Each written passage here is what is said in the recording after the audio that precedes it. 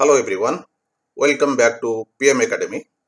Today's topic is MTS exam of Staff Selection Commission. Dear students, first we have to know what is MTS. Multitasking Staff Examination, that is in short it is known as MTS, and when Staff Selection Commission notifies for this exam, clearly it is written multitasking within bracket non-technical staff examination of SSC. Dear students, all of you know that Staff Selection Commission conducts the exam, three major exams, only for graduates, that is known as CGL, Combined Graduate Level Exam, for 10 plus 2 level, that is known as CHSL, Combined Higher Secondary Level Exam, and at matriculation level, the exam is conducted very popularly known as MTS, Multitasking Non-Technical Staff Examination of Staff Selection Commission. Dear students, this exam is specifically MTS exam for matriculate students or those who have passed the 10th. So in this exam, first we have to see the recruitment. What type of the recruitment is done in MTS exam?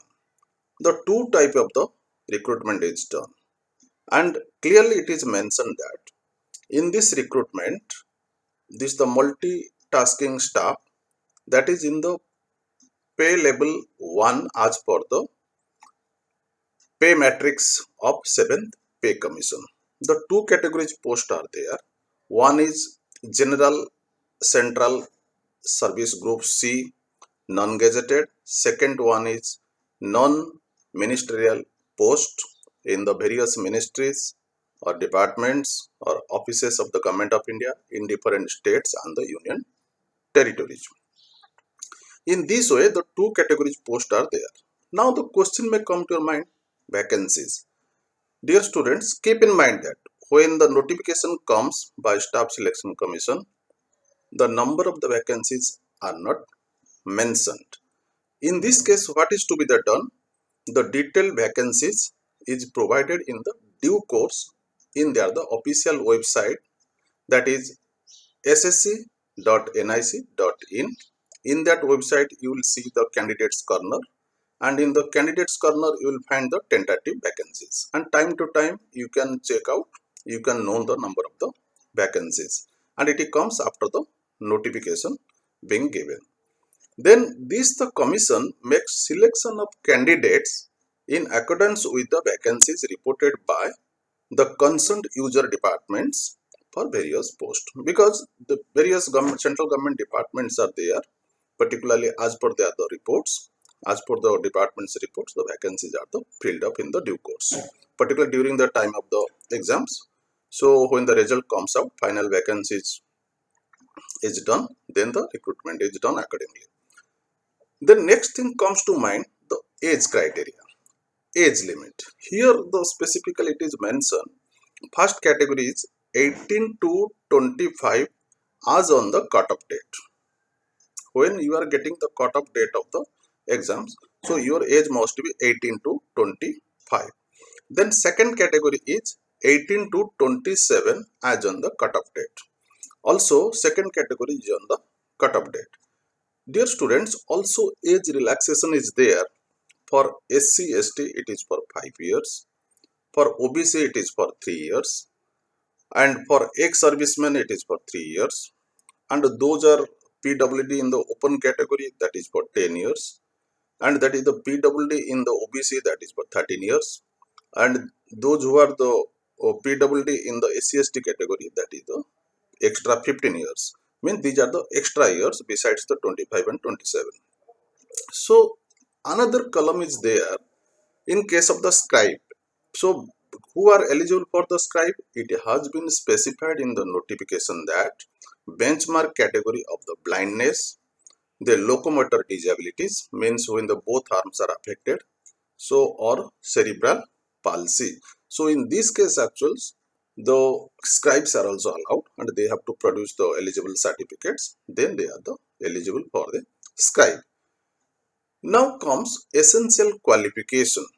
So in this exam, the essential qualification is only the matriculate. That means actual person must have or candidate must have passed the 10th or the must be a matriculate or equivalent from a recognized board anywhere in India. So that is the basic criteria. Means actually you must be a matriculate or must be a 10th pass out or either from any board or equivalent from a recognized board. Then comes in the mind how to apply. Application is through the online, there is no offline mode. You have to upload the application, fill up the details very carefully, and you have to visit the website ssc.nic.in. While uploading the application, also you have to upload the latest photo, color passport size photograph, and it will be in the JPEG format. That means the format will be 20 KB to 50 KB, and the photo should not be older than 3 months old at the time of the notifications. And while uploading the photo, actually dear students, date of the photograph should be mentioned and should be printed on the photograph. Otherwise the application will be cancelled or will be the rejected. And also image size of the photo, it has been specified. So in the width it will be 3.5 cm and it is the height it will be the 4.5 cm. And another very important aspect, so far the photograph is concerned, that is it must be without cap, without spectacles, and both of your ears must be visible in the photograph. So this is must, otherwise it will be rejected. Then another very important in the MTS is that, so one specific provision is given in the CHSL and the CGL where the window for corrections. Here what happens in the MTS, there is no window for correction. Means what you have uploaded, what you have mentioned, that is final. Otherwise there is no chance of the correction what is given in the CGL and the CHSL. So then the dear students, application fee, that is 100 rupees. So 100 rupees, that is for open and the OBC categories. For women, SC, ST, ex-servicemen, physical handicapped, they are also exempted from the fee. Then comes the exam centers. So exam centers, dear students, while you are filling up the form, so you have to keep in mind that the 3 option is given to you. You have to give you the center of the 3 options 1, 2, 3 as per the priority, and the option of 3 centers must be in the same region. Then the staff selection commission will try as per the option to accommodate you in the centers, particularly in that the region. You cannot also, that means 3 options in the 3 regions you can't also give, you are not allowed. Then dear students, we'll see because staff selection commission head office in New Delhi, different regional offices there, you can see in the Mumbai, in the Kolkata and other places also. So what is there the rule? Because for issuing of admit cards, conducting of the exams, accommodating you in the centers, and regarding the recruitment process once the result is declared, all to be communicated to the regional offices. That means all the procedures to be carried out by the regional offices. So the regional offices plays very the vital role. So it can never be ignored, because head office is in the New Delhi, but regional offices play very the vital role for conducting the exam and for the final selection of the post. So they play very the vital role. Then dear students, I am taking you to the scheme of the exam.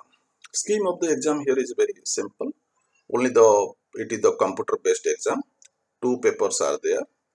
Paper 1, that is computer based. Paper 2 is the descriptive. Only 2 papers are there. So in this case what happens, dear students, the dates which is given in the notification, that is the tentative. If any dates will be changed, that will be communicated by the commission to the candidate. And first I am taking you to the paper 1, which is the computer based. objective, multiple choice. I am taking that one. Total 4 parts are there. So that is general English, it is 25 questions, 25 marks. General intelligence and reasoning, that is 25 question, 25 marks. Then third part is the numerical ability, 25 question, 25 marks. Fourth one is general awareness, 25 questions, 25 marks. In this way, total you will find 100 questions, 100 marks, and total 90 minutes is given to all the candidates. Only those who are eligible for the scribe, they are allowed with the 120 minutes. Then the basic objective of the paper 1. In the paper 1, it is a objective, multiple choice, computer based, negative marking is there. For a single wrong answer, 0.25 will be the deducted, and question will be the bilingual, English and the Hindi. And this the exam, if it is conducted in the multiple shifts, then normalized scores will be counted for shortlisting of the candidates in the paper 1.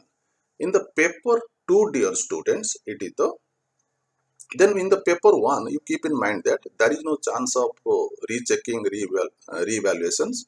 The score you got by the Staff Selection Commission, it is final. No correspondence, no one will entertain you, because that is the final. No chance of the rechecking, re-evaluations, and no offline correspondence will be the done, or online correspondence will be the done in this case. So declarations, I am taking to the paper 2. Once you are eligible, then you are also, once you are meeting the cutoff criteria, then you can sit for the paper 2 exam, that is the descriptive. Descriptive paper, dear students, that is for 50 marks, 30 minutes only, and 2 questions you have to answer. One is one short essay, second one is one letter. But how the question comes in the paper 2? Not like CGL, not like CHSL. Here what happens, dear students, in short essays you will find the 5 questions. Out of the 5 questions, you can attempt in any one, and you can get the 5 letters. So any letter you can also write. But one great benefit here, students, because you are matriculate students, yours so this test is after 10th. So government has, question comes in the English and Hindi, but you are allowed, that means 8th schedule, as per the 8th schedule of Indian Constitution, 23 languages are there. So the candidates who are with the 23 languages, that means as per the 8th schedule of the Indian Constitution, candidates are allowed to write the answer any language they like, or what they have also mentioned in the forms. So in this way, actual, that means actual 23 languages are allowed to write in the essays and in the English. And don't write in this way, one in English, one in Hindi, one in Hindi, another in English, Sanskrit. So don't do that ones. So as per the 8th schedule, 23 languages are permissible, like Assamese, Bengali, Bodo, Dongri, Gujarati, Kannada, Kashmir, Konkani, Maithili, Malayalam, Manipuri. In Manipuri also, that is the, you can say Meitei or the Meitei also allowed. And Marathi, so Nepali, Odia, Punjabi, Sanskrit, then Santali, then Sindhi, and Tamil, Telugu, Urdu. So this way the 23 languages are allowed. You can write the answers. Means actuals, 5 questions from essay, 5 questions from the letters. You have to attempt any 2, but question will be the bilingual. So that means you are allowed to write out of the 23 language, any language you like actual. What you have filled up in the form, you can also write in that languages. Now dear students, actual, this the paper 2 is the qualifying natures. Once you qualify, then your the paper 1 mark will be the determine your the selections, final selections. And only benefit is that, actual benefit is that, if there is a tie-off in the paper 1, then the highest mark of the paper 2 will be the counted for the selections, only in case of the tie-off. But otherwise only the qualifying in the nature. There is no negative marking, there is no boxes, or you can say there is no word limit in the essay and the letter writing. So like in the CHSL and CGL, so there is no other criteria are there. But dear student, certain rules are there while you are writing the answers. Means in the paper 1 negative marking is there. In the paper 2, dear students, unfair means is there. So you are not allowed to write your personal, to expose or to reveal your personal identity, like the name, like your address, like your the email, not to any real or imaginary things you have to reveal in the answer sheets. You are not allowed to do the rough work at the end of the papers. So in this way, uh, means actual unfair means is given. And also while you are filling up the answer sheet, be careful that you write your the roll number space provided. Don't give any signature. Don't write it anything in the invigilator place.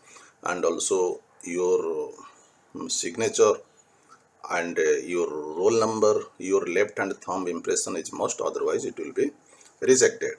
Then dear students, unfair means rules is there, but this the exam is generally why it is conducted in the various languages, because student will be the candidates will be appointed as per the preference in the various states and the union territories.